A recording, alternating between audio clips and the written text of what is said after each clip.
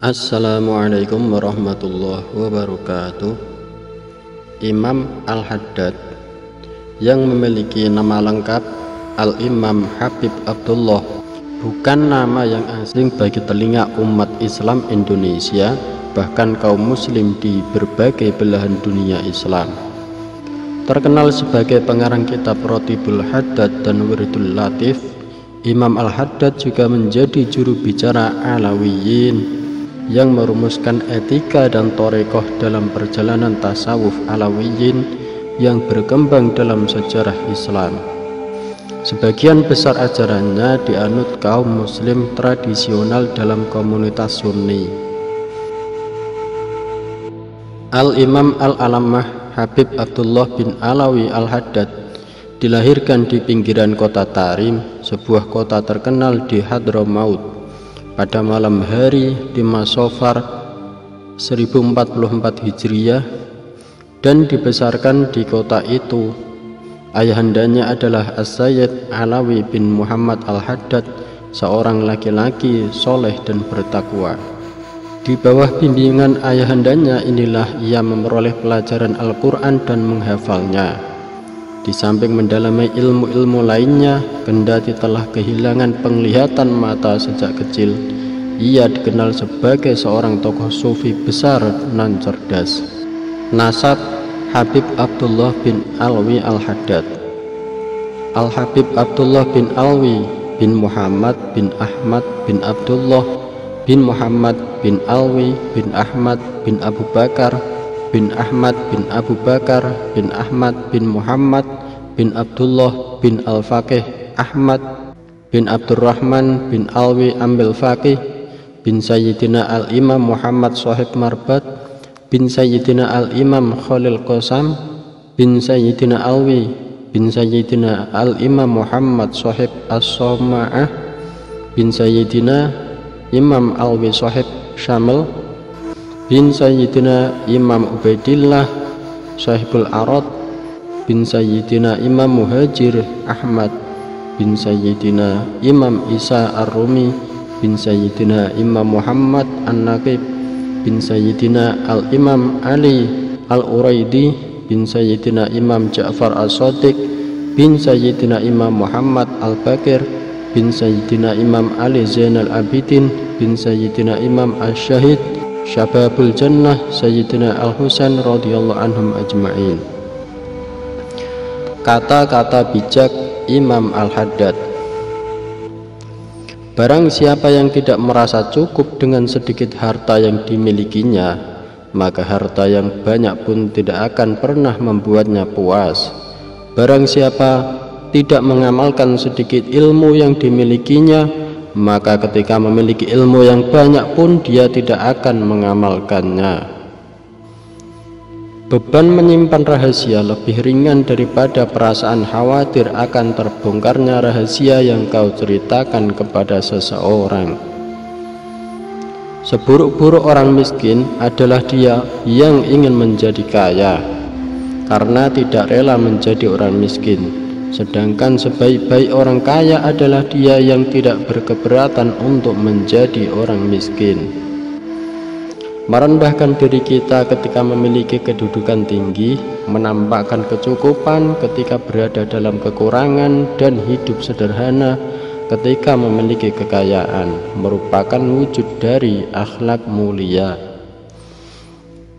Setan lebih bersemangat untuk menyesatkan orang yang berilmu ketimbang orang bodoh, sebab jika seorang berilmu yang tersesat akan menyesatkan orang lain, sedangkan orang bodoh yang tersesat tidak akan menyesatkan orang lain. Barang siapa dikala senang suka memujimu dengan kebaikan yang tidak pernah kau lakukan, maka saat marah nanti dia pasti akan mencelamu dengan keburukan yang tidak pernah kau lakukan. Seseorang yang meremehkan sesuatu perkara merupakan tanda bahwa dia akan meninggalkannya.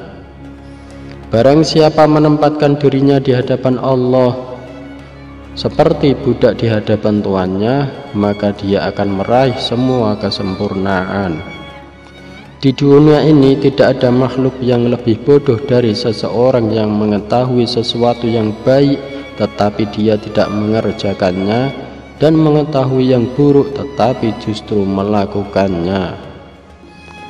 Salah satu dosa besar yang bersifat zuhir adalah jika engkau mengharapkan dari teman-temanmu dunia, sedangkan mereka mengharapkan darimu akhirat. Salah satu keburukan yang terdapat pada manusia zaman ini adalah mereka lebih suka mencontoh kekurangan atau keburukan seseorang daripada meneladani kebaikan dan keindahan budinya. Barang siapa senang dipuji dengan kebaikan yang tidak pernah dia lakukan dan benci dicaci atas keburukan yang ia lakukan, maka dia adalah seorang yang suka pamer. Manusia sering tidak mampu membedakan rasa malu yang terpuji dengan sifat pengecut yang tercela.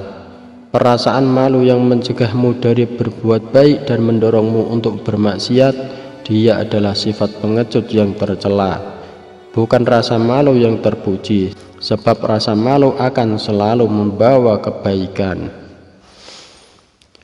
Barang siapa mudah berdusta ketika merasa takut kepada sesuatu, maka ketika menginginkan sesuatu dia pun akan berdusta. Telah sesat sekelompok orang sebab buku yang dibacanya.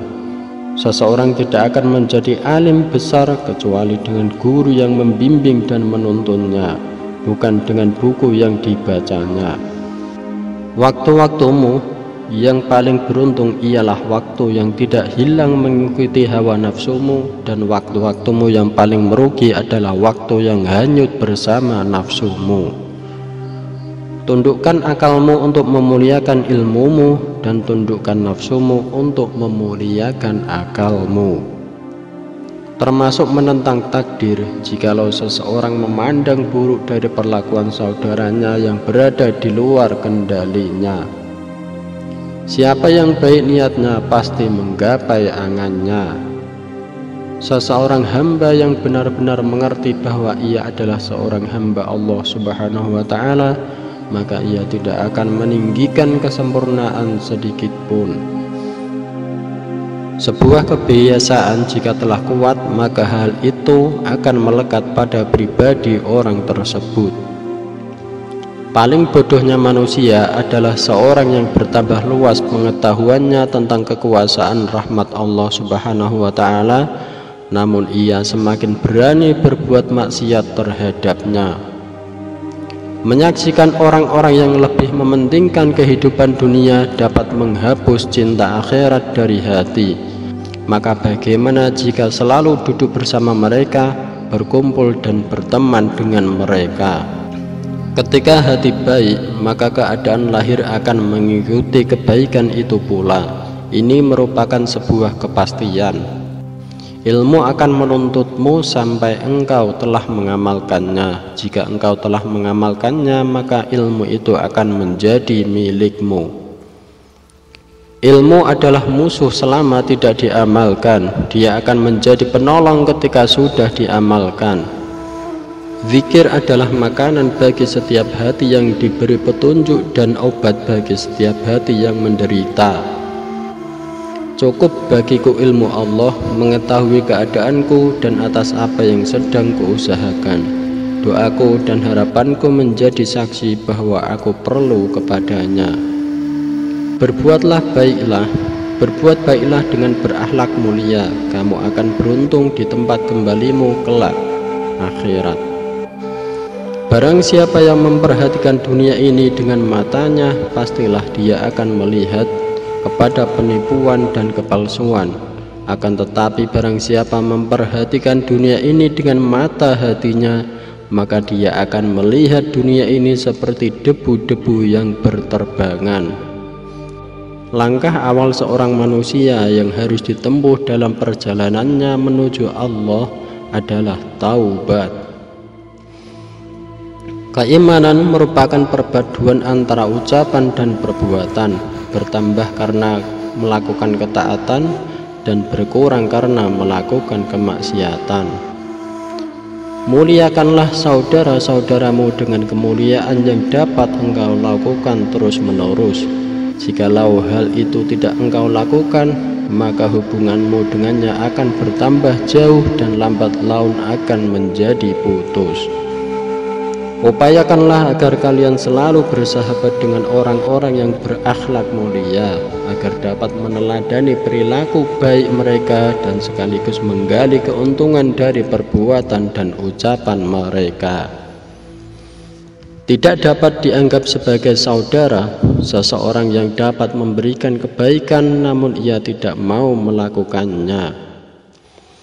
Pada zaman ini memang sedikit sekali manfaat yang diperoleh dari orang-orang soleh karena kurangnya penghormatan dan lemahnya husnudzon terhadap mereka.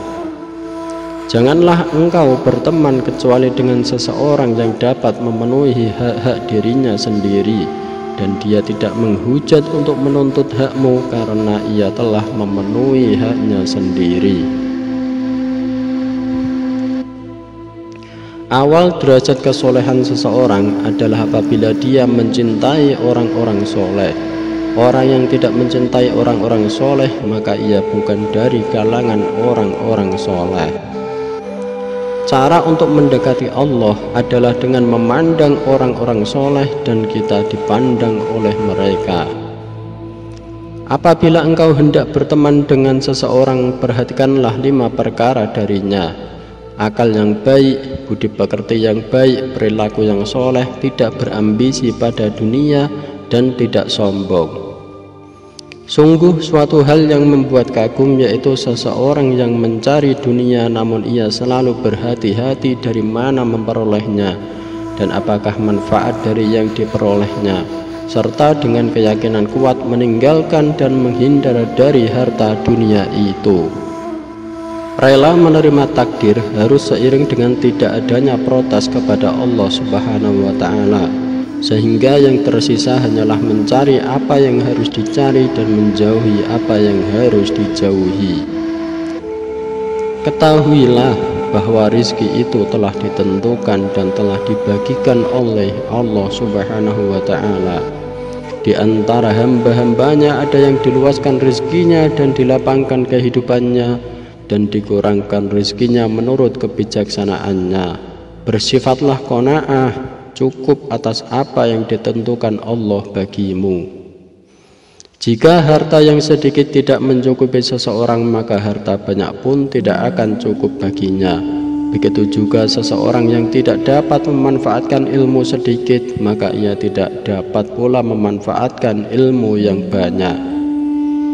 Di antara salah satu budi pekerti yang mulia adalah seseorang yang bersikap rendah hati ketika dalam kemuliaannya, bersikap baik ketika dalam kemiskinan, dan hidup sederhana di dalam kekayaannya.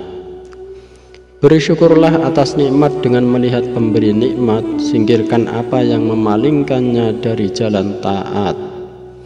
Bagi setiap nikmat ada kunci pembuka dan ada kunci yang menutupnya. Kunci pembukanya adalah sabar dan kunci penutupnya adalah malas. Bersyukurlah atas segala nikmat dan pemberiannya, maka dia akan menambah dan meridhoimu. Wirid itu tidak akan bermanfaat kecuali dengan berterusan membacanya setiap hari, dan tidak akan memberi kesan kecuali membacanya dengan menghadirkan hati. Tidak akan merasa nikmatnya membaca Al-Quran kecuali dia yang memiliki mata hati yang jernih dan bercahaya.